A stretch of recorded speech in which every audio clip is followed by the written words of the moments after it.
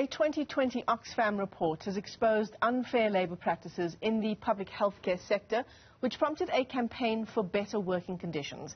That report found that nurses account for more than two-thirds of those employed in the sector, with women forming the majority. The report was developed in collaboration with the Young Nurses Indaba. In fact, Deputy President of that organization, Fikile Dikolomela-Lengene, joins us now for more. Fikile, it's incredibly interesting, just some of these statistics coming out of that report, not least that nurses make up the majority of healthcare workers in the country, and then women make up the majority of those healthcare workers. How do you reckon this has impacted how the sector is run? Morning, Michelle, and thank you for inviting me. Michelle, you know, when we look at nursing, South African nursing, and we look at the majority of the healthcare workers are female and mostly are black. But you, in a state whereby you get a gender-blind government, you find that the duties that nurses and the circumstances they find themselves under, you find that really it's disheartening. Yeah. I want to just take a step back and ask you to talk to us about the Young Nurses Indaba trade union and your role in this Oxfam report. Our role as the Young Nurses Indaba, we came in as nurses because we could see what was happening inside the profession. We find that this endangered profession was actually not looked after. We find that caring for the carer was actually not the epitome of what the government or the current regime is doing. And we find that now the profession is losing its dignity. So we needed to actually find out why are some of the things that are happening there. Then we identified issues like low pay, insecurity contracts work. Then we find that nurses are actually tormented by the circumstances and the working conditions that they find themselves in. Worst part, they're not even given a voice, to voice out because of the ethical issues that are in the profession. And at the end, we found that these women are actually oppressed. They are oppressed in their own profession. And we found that also that a clear example will be that of the pandemic. We never saw the chief nursing officer coming out of South Africa. The South African Nursing Council has been quiet. It is like they were never included in these discussions. And remember, the nurses are the implementers of whatever policy driven that the government wants to take. But they have evidently and in decades not been giving the nurses the platform to voice out, to be part of the decision makers, and also, to come with innovations on how this work can be done. I mean, the challenges that you talk about now, as you say, go back decades. It's made even worse by what we've experienced over the past 16 months, doesn't it, by the COVID-19 pandemic? It became tormenting to be a nurse, especially in South Africa, which has got a healthcare system that is in ICU. We knew very well that our nurses went into that war zone with no tools of trade. And the backlash, nurses died. They died and they still woke up others in the mornings when going to places that they knew there was no PPE. Going to places that they knew that when they come back, they become a threat to their own family. We found this profession wanting, and needless to say, there was no support. Yeah. I mean, this report, just on the face of it, and from what you've described, Fikile, it's been described as such by analysts and people who work in the sector. It's sobering, exactly what you've described, and it's incredibly depressing. The people at the front lines of keeping all of us safe are so unprotected.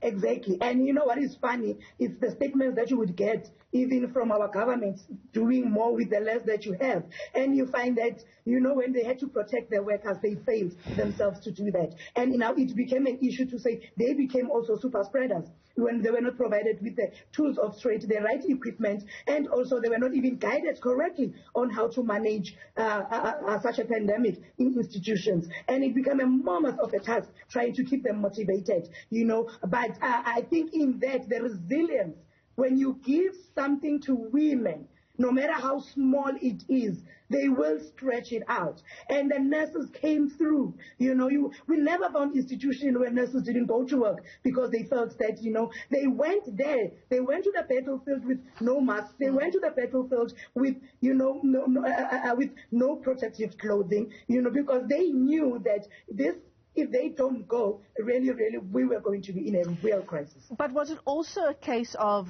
if they don't go to work, it's going to impact their ability to earn an income? Exactly. Exactly, it is going. Remember, when you look at nursing, this is an underpaid, undervalued. How the government views nursing as precarious work. That's why we're saying they are gender-blind government, because we still believe as the nurses that the government views nursing as precarious work. It's care work.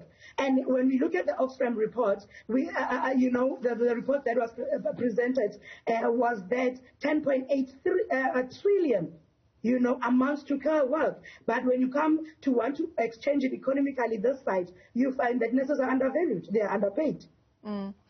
Give us some of the gaps in terms of, basic conditions of employment for nurses, insofar as when they start work, the kinds of hours that they work, the stipend that is allocated to them, even so far as transportation for nurses who are doing the night shift.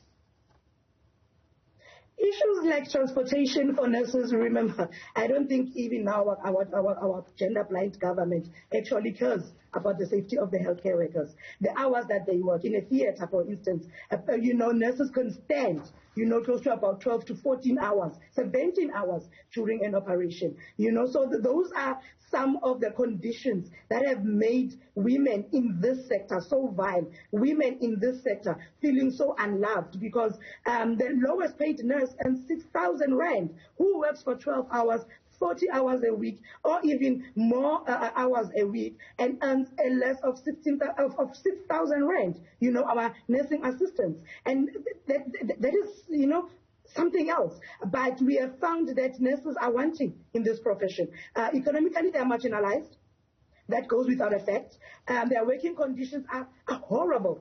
But the department or the government doesn't see the need to fix this, because as women, they always say in Sesotho, in one of their languages, that we carry this, we are the imbogodos. So they know that as women we will be able to take whatever that they are doing, and hence they're not giving thought to our working conditions. I mean, this Oxfam report talks about the public healthcare sector in particular. Can you give us a sense of the working conditions for nurses in private healthcare? When you want to compare public and private healthcare, you actually see a two-tiered profession also, because even the profession becomes divided by itself. In the private healthcare sector, where we thought that there is funding, where we thought that money is not an issue, but we saw them collapsing before the public healthcare sector. Remember what happens in the private sector is that there's insecure work. Nurses from the very public will be the ones that go and work in the very private sector. So it became difficult for employers under the private sector to actually assure quality and safety of the workers during their time, and they collapsed. And they collapse to clearly show that how the system is run is actually working against the profession itself. And we find that nurses are not compensated the way that they should be compensated in the private sector. The specialities of nurses. Remember, in nursing, you've got your advanced midwives. Remember, in nursing, you've got your primary healthcare nurses. But those are not compensated in the private healthcare sector, which is quite really, in times of democracy, in times of reformation, you start to wonder, really, where is the private sector thinking of taking nursing after this? Fikile, I want to just ask you one final question as we wrap up, and we always ask this just as a way of looking to the future and how we can change things for the better. What does that look like for you? Oh, wow. As the young nurses in the trade union, because we young nurses, we came into a field that has got so much abuse in it. We actually were calling for nursing to be put under administration. There is change of education that is happening. And this pandemic also highlighted a few things in the profession that needs to be looked after. So we would be calling for nursing to be put under administration, for it to actually go back to a drawing board, redraft itself, capacitate itself, so that it can actually, how can I put it?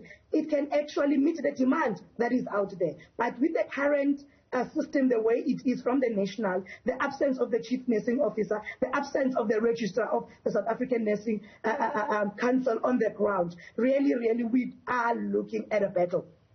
Yeah, absolutely. Long way to go there. Fikile, thanks very much for your time this morning on the AM report, and certainly the COVID-19 pandemic exposing all of these gaps in the treatment of such an incredibly integral part of our response to the pandemic, and that is the nursing sector. Fikile Dikolomela-Lengene is a deputy president of the Young Nurses Indaba trade union. Thanks very much indeed.